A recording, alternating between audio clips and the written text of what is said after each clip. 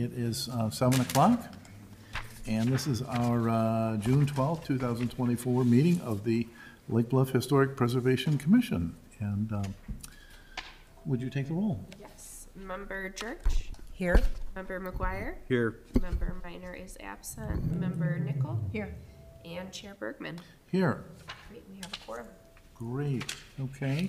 Let us consider the minutes of the last meeting, the blue pages in your book. Anybody have any comments, questions, changes? Can I get a motion to adopt the minutes? I so move. And a second? Second. All in favor? Aye. Aye. Aye. We're there, so we've adopted the minutes. At this point, we always ask for non-agenda items. I don't see any visitors here other than the Gores. Do we have any visitors online? I do not believe so, but let me just double check. No, we do not. No visitors. Okay.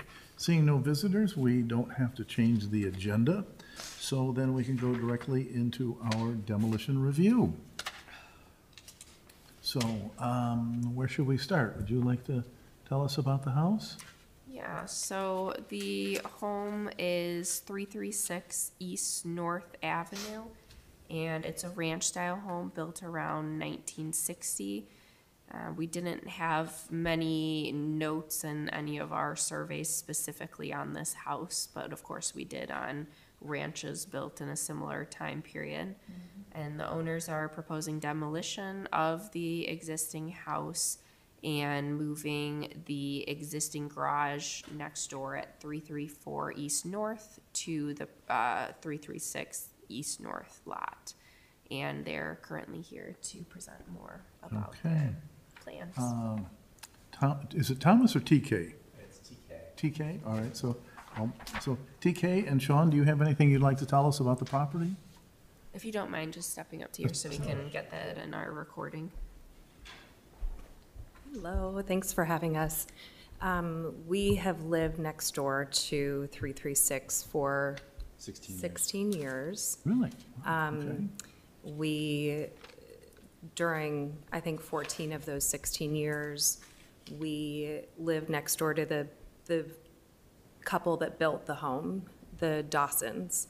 So they were very dear to our family. They passed away over the last 5 years. And, you know, over the last 16 years, we have 3 kids, 2 at the high school and one at the middle school. And we just love where we are. So the opportunity came about for us to purchase the home next door and see what opportunities we might have with it. The ultimate goal was to be able to combine the 2 lots and not build a new home, but really keep our existing home and then move our garage from the backyard. Our current backyard is 2/3 driveway and garage, so we are hoping to move it up to line up with the back of our home and just have extra space for our family. So that, I mean, as excited as we are to be here today, you know, the home and the people who built it are dear to us, so we're hoping to we've been excavating vintage pavers and things from the yard that they had collected throughout their time in that lot and in that home. So, so we're hoping to just give a little breathing room to the street. We also didn't really want to have another house the same size as ours, you know, put up next to us.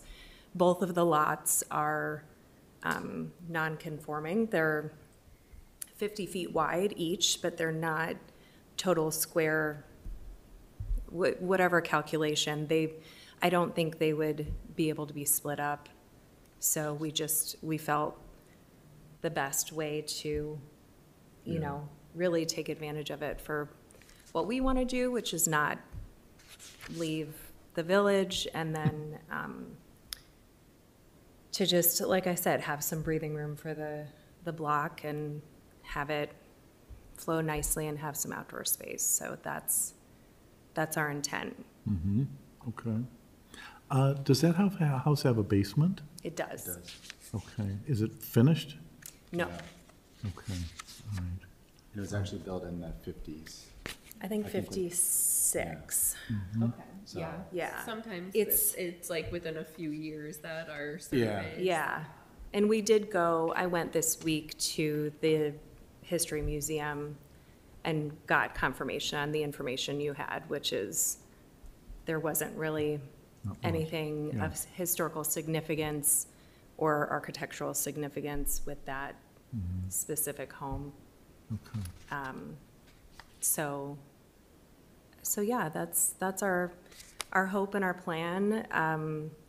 Another thing that we were hoping to do before demolition is to allow the fire department to use it as a. Have you asked them about that? We have a member of the fire department that does some repairs and things around our house, and Okay. he said, "Oh, do you think we could use? Okay. Do you have plans for it? You know, before you Yeah. demo it, if you're approved?" And I mean, it's not a requirement, obviously, but The only reason why I asked was I thought that the fire departments in general had stopped having practice houses because of the environmental concerns, so. I know there was one in the North Terrace like over the last 2 months that was used for training. Like, there was an evening session. I just thought it was a way to maybe, Yeah, Help out the have, community. have some use. yeah. I know there was one 2 doors east of us, but that was quite a few years ago. But Yeah, it was kind of fun to watch. Yeah, well, and it sounds like they use theater smoke and try to find their way through in, you know, I don't know if they actually torch it. No, I was Yeah. told that they don't use actual fire. It's just, oh, okay, so that's the distinction that I'm thinking of, is that ages ago, they actually would come and they'd go and do all of the practice exercises, and then they would burn it down, and then put it out with the fire hoses. So I guess that's the distinction that Yes. I'm seeing. So, our homes, okay. we're all too tight. Yeah. I don't know if any of us wants that, but we thought it would be, Your house is highly typical to mine. I'm over on Woodland in a house that's almost exactly the same square footage. I have a larger lot, but built on with a basement and a detached car garage. So is there any a possibility of doing the quickie rehab job and turning it into a rental unit? we ran a lot of numbers on that, had a number of contractors come through, and worked with a realtor. And the drawback with this property is the home was built exactly center on the lot, so there's no garage. So the investment, and you know, it was an elderly couple living there, so they didn't do a lot of the infrastructure, you know, updates and, So like It the would- furnace, AC unit. right, so we estimate the cost to get it to be rental appropriate around $150,000. Wow. Okay. And it, between roof and window wells and HVAC, all of it. So it just, if we had been able to maybe tack a garage on, I think it would have been a different, if it had just been shifted to the east or west. That's just happened to the house next door to me, the house just east of me. Family bought it. They took the chimney out. They put in a new fireplace. They took the chimney out so that they get more space that way. Oh, New interesting. kitchen, new bathrooms, installed hardwood floors, put in new windows, painted it, did a considerable amount of work, and now set it up as a rental unit, so. And the rental market is very limited right now, so especially in that, Okay. in our neighborhood. So we really looked into it, and it just, and we're living next door. So I don't know if we wanted to really be landlords, Yeah. you know, with a knock on the door. But we definitely did the But- research and diligence and running all the numbers and Yeah. gave a hard look at it, so. And the previous owners did as well, because it has such sentimental value to them. So they really did a lot of the due diligence to make sure they couldn't make it work. Yeah. And we did the same, and it's, yeah, I mean, we could have, but I think it would have taken many years for us to make it back in terms of I understand. rental Okay, income yeah. if we consistently rented it, but You know, I was wondering when I was looking at your schematic, this is very close to where I live. I went around and looked at it, and it looks like the 50-foot lot only gives you a little bit on either side. I couldn't decide if the 50 feet that was listed on here was just for the outline of the lot, 50 by 130.7 or so, or if it went all the way out to the edge, but I'm assuming that it's right up close to the house on either side, so, yeah, there's not a lot of wiggle room, so. yeah. What our proposed placement is of our garage will give a little more breathing room between the garage and our neighbors to the east, who, I don't know if they ever submitted a letter, but they're like, we'll do whatever we can to support your efforts, so, I mean, I think the overall consensus, especially since the sign went up and we've been having conversations with neighbors, is they're relieved that our plan is not to put up a home. And, Well, your neighborhood is the same as mine over on Woodland. You have a Yeah, it's just surfeit seen a of, lot of change. a surfeit of 4,400 square foot brand-new houses over, what, last 10, 15 years, something like that? You watched all of the houses across the street, all the houses this way, and all the houses that way, and they just keep disappearing. So yeah, we're always concerned about that. The village is also looking at affordable housing like crazy. We're looking at missing middle housing, The correct? missing middle housing. And, since I live in a missing middle house, I'm aware of what the conversation is, so, okay. Other comments, Lois? So you said it was a substandard lot, but I think that it's actually a few feet larger than the, like 6250, isn't that the regular 50 by 125 foot lots? It depends. I thought the on 50-foot lot was pretty standard. Yeah, I thought so too. I thought 50 by 140. I thought it was 50 by 140 to make it standard. I think the width, we had conversations with members of village staff about, I think the width of the lot is, like the frontage is, it's just the depth is not, once they're combined, the pins, I think we will not be able to split them again because they won't, that size lot is no longer approved. Okay. So I guess that's another thing to consider, you know, for you all to consider is that I think there's that understanding that it will, you know, we're moving in the direction of larger lots, you know, like having that impact on the village rather than, you know, Buying lots subdividing. and splitting it Yeah. for builders, so. Right. Yeah, That's been rampant on Woodland, of buying Yeah. the 100-foot wide lot, splitting it into two 50-footers, and putting up two houses that absolutely max out the property. So it's my understanding, it's 50 by 140 feet, gives you a 4,400 square foot house. And you can measure those houses on my street with a micrometer. They're that tight. So, Will you be actually physically moving your garage Yes. to the next lot? That's a big undertaking. What kind of- we've been told it's structurally sound, and that's another thing, we want it also just being cost-effective and environmentally, you know, like not being wasteful. We thought that that was a good way to, you know, we've got a perfectly functional garage, and we just, it'll be interesting should we receive approval to, but I'm told that this company has done it with 100-year-old.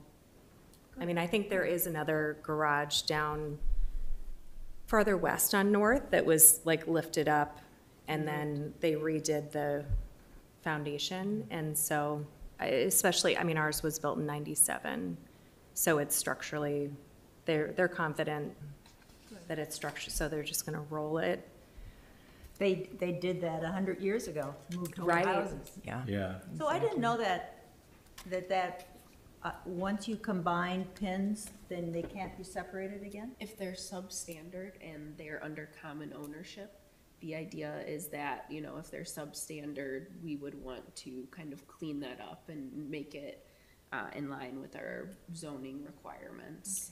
And so this 50 by 130 is substandard. I believe so. Let me just It's- see yeah. what the That's square what we were footage. told. That's what we were told,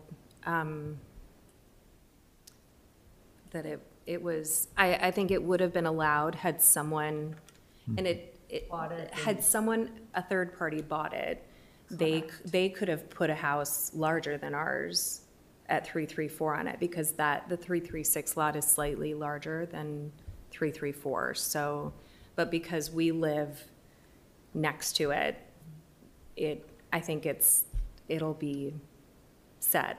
Good.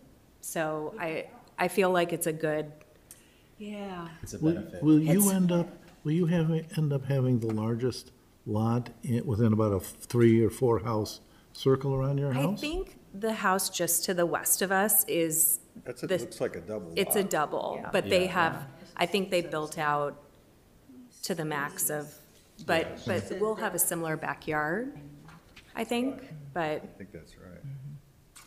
And our garage has obviously like the look and feel of our home, so like Yeah. from a Will- aesthetics. Will you be adding on to the garage?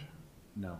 Okay. that's Wait, not the I'm plan. just curious, how far from the house will it be? It's not gonna be attached, you're not attached and everything. No, No, there, no. the garage will stay on the 336 lot, and obviously the home will be on 334. I think it will be at least, we've been working with an engineer to just make sure that drainage-wise, you know, that everything is the way it needs to be adjacent to our neighbors and flow of water. So I believe the garage will end up being 17 feet from the east property line to allow for proper drainage there. And then I think it'll be about 10 to 12 feet off the property line between 334 and 336, something like that. So it'll be, There would be more space over there.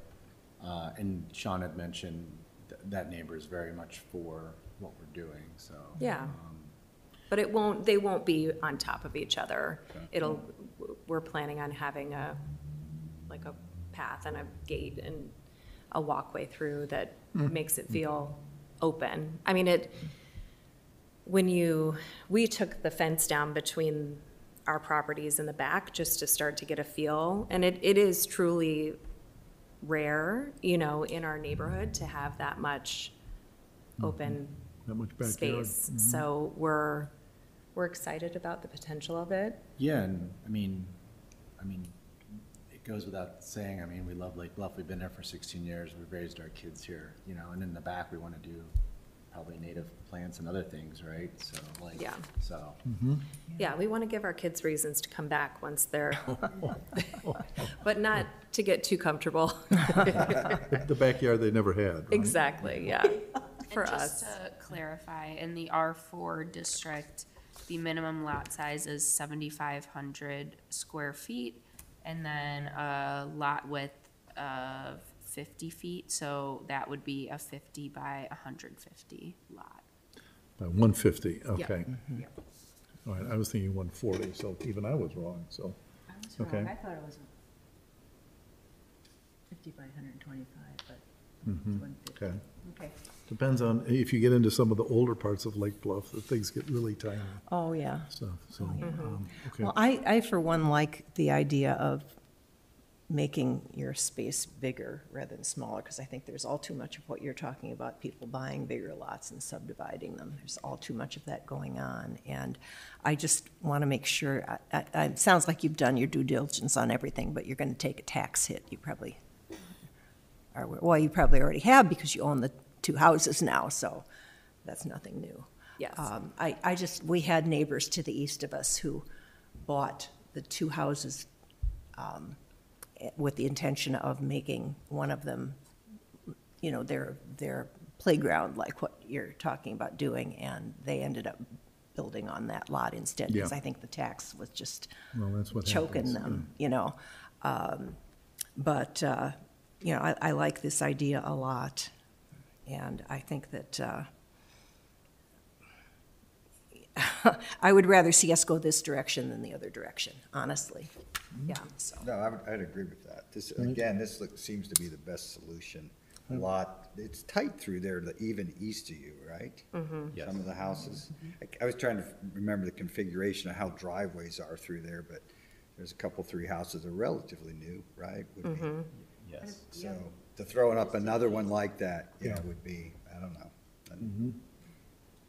Well, that whole neighborhood had a lot of small houses in it Sure did. in the day, so. One last question about the garage. Are you going to connect the house and the garage with a pergola? No plans. Our plan is to live with it, Okay. feel how the flow works. I mean, I think with tax implications, you know, understanding what connecting the buildings would do to our taxes is something we're definitely going to consider. Hadn't thought about that. Okay. It's not new construction necessarily, but I don't know. We'll see how it's interpreted from a tax perspective, going from a single-family home to a garage over there. But no, that's, right now, we're just focusing on getting the plans to safely move it over and make sure none of our new driver children, you know, that's another thing with those long, narrow East Lake Bluff driveways. Now, wait a minute. If you have 2 kids in high school, doesn't that mean suddenly you need like a 6-car garage or something? Do you need that? Yes, in theory, yes, but I do not think that we're allowed to put 3-car garages on, so Okay, all right, we'll make them share, and, okay, yeah. all right. Okay, any other questions, thoughts? Well, I'll just share, you know, it's always hard to lose even, it's always hard to lose older homes in the village, because I think that that's what, even simple ranch-style homes, it's what gives the village its character, you know, to have just all different types of homes, varying in age and style. So it makes it for a charming village. That being said, I think that your proposal to remove this home and to make it more of an open space, and as you said, to give some breathing room to your block, which, and to the street, I think is positive for the village too. I mean, there are different ways to keep the charm and character, and certainly older homes are, but also treed lots and open lots. And so thank you for being open to purchase the lot and not tear down the house and build another house, but to have some breathing space. And I bet it will be charming.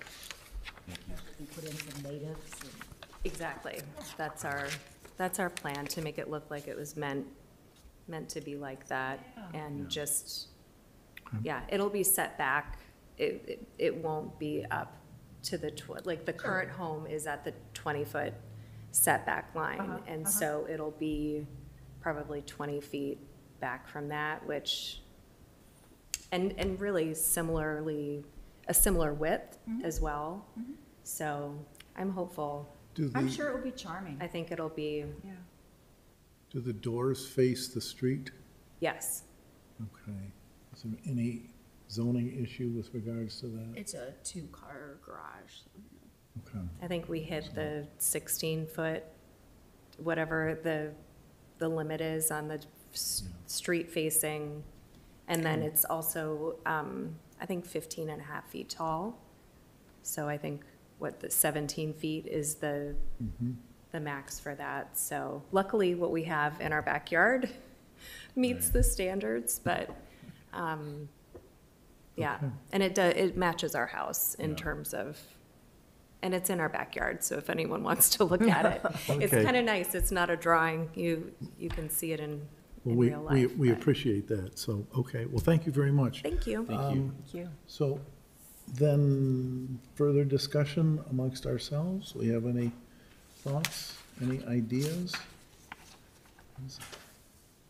Okay, so what would we like to do with this place, this property? Do we say goodbye to this house?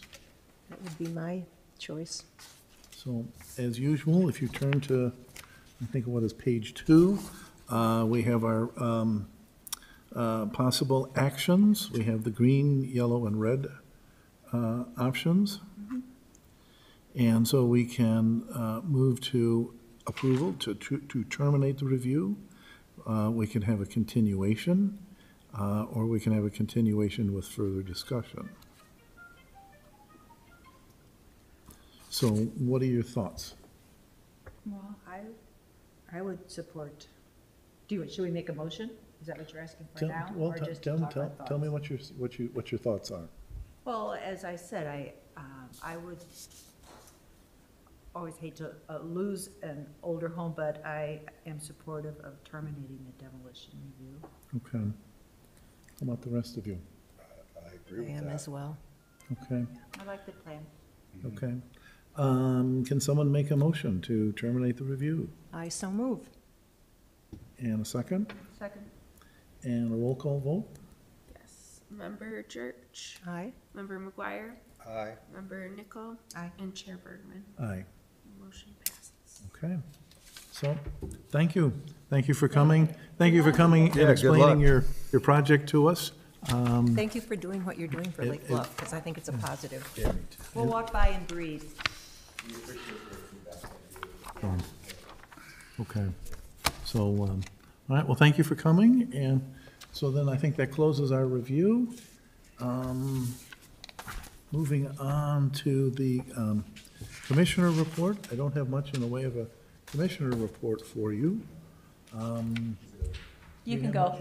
I did not, I know you had asked questions Bye-bye. about the Lake Forest training that we brought up last time, but they're still very in the kind of initial planning phases of Oh, that, so okay, we will get that info to you guys as soon as we have all more. right.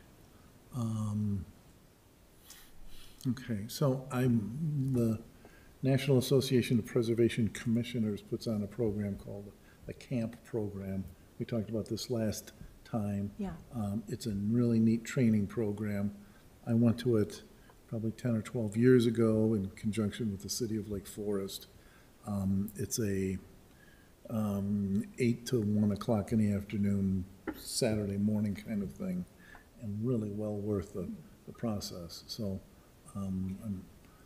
I have on my own asked the city of Lake Forest if they would do it, and I'm hoping you're trying to ask and push a little bit on your end. They were the host last time, so we went to their new facility out on Route 60 for their program, so, which was a nice place to be for the afternoon, or for the morning also. So we're trying to move that along. It's not going very quickly. What all of you might consider doing, I'll send you an email about this, but joining the National Association of Preservation Commissioners is just a great information source. They have lots of information and data, what's going on nationally, and they have a great information blog that comes by every couple of days about problems and projects and things that people are working on across the country. So I'll send all of you some information about that.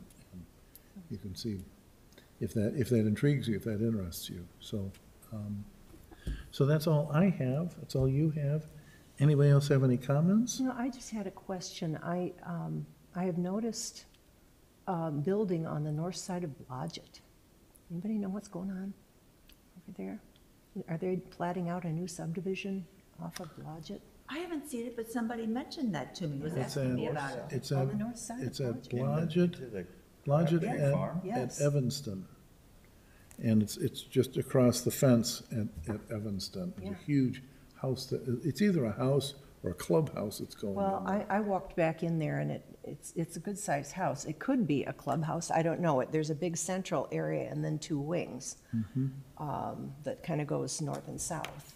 Yeah, And there's a street plotted out, and it's just on the south side of that huge property that's for sale, that has the big polo field and all of that out in front of it. that's the Zenny property. Is that what it is? Yeah, the polo field. Yes, that's been on the market for some time now, yeah.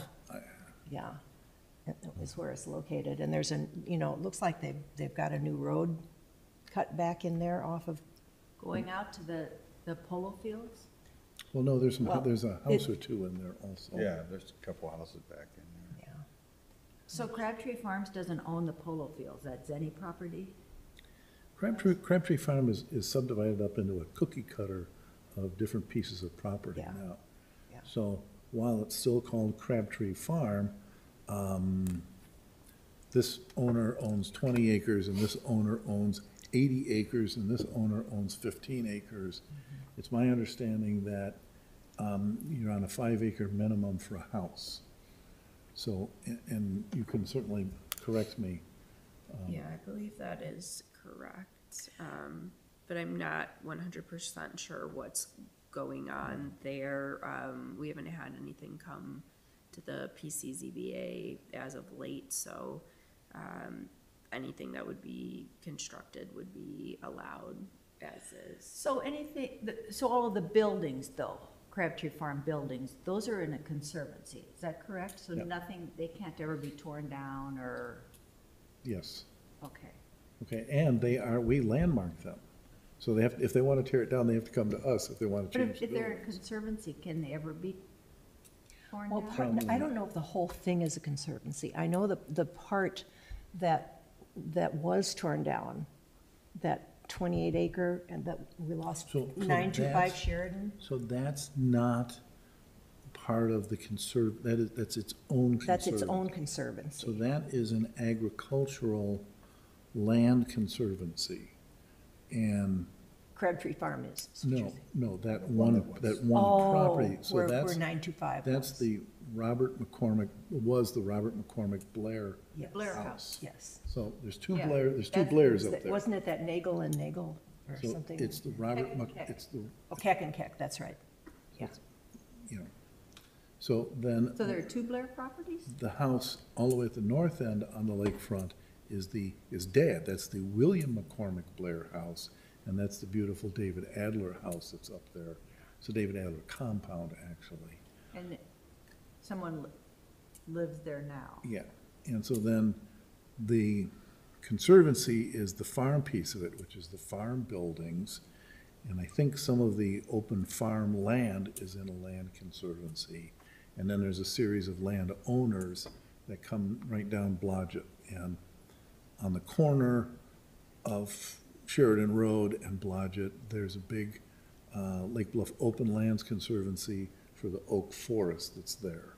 And then east of that, there's a series of landowners there and houses in there. And those, I don't think, are protected by anything. So So help me to understand again about conservancy. Maybe this is not the place. But if it's in conservancy, then it cannot be moved out of conservancy, or it cannot be So, torn down? there's a or couple of different kinds of, How protected so is it? there's a couple of different kinds of conservancies. Or Claire, So you probably you know, can, she's nodding. So there's land conservancies Okay, where you go to various entities that will help you conserve the land. right. And they're interested in conserving farmland, parkland, mountains, lakes and streams, and all sorts of properties like that. And when you do that, you're basically taking raw or open land and putting it into a conservancy and promising that you won't develop it. Then we have other conservancies where you can take an easement on the property, on the built part of the property. And I don't think we have any of those in Lake Bluff. There's a bunch of them in Lake Forest. And that's it's an easement where you are not going to change parts of the exterior and sometimes interior facades of the house. I stand corrected. The William McCormick Blair house is under a property conservancy, a property easement, and they conserved not only the exterior, but they conserved the interior of the house. That's the Adler property? Yes, and that creates an enormous tax savings for the homeowner. The encouragement is it creates a huge tax savings for the homeowner, and for the community at large, we understand then that the house will not be modified or altered. Gesundheit. How's that for a quick? What about the Stone Bridge, the part that's Jensen out along Park? Green Bay? Yeah. Yeah, So we landmarked the front 8 acres of the property, including the bridge and the ponds.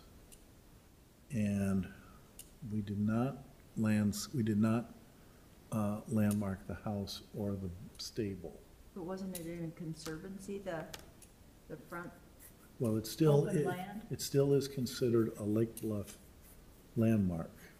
So we have created essentially an easement on it. It's not really an easement, but we have jurisdiction over that. So if they want to change that beyond trying to fix up the forest in there, they have to come to us for changes and alterations to it. but was there some contingency about that property being developed and Roanoke Corporation doing something that they didn't do? I kind of thought that conservancy was a Well- special type that, I'm getting on thin ice here. So, yeah. and I can be wrong on this, but it's my understanding that if that property sells and they completely rezone that property, then the historic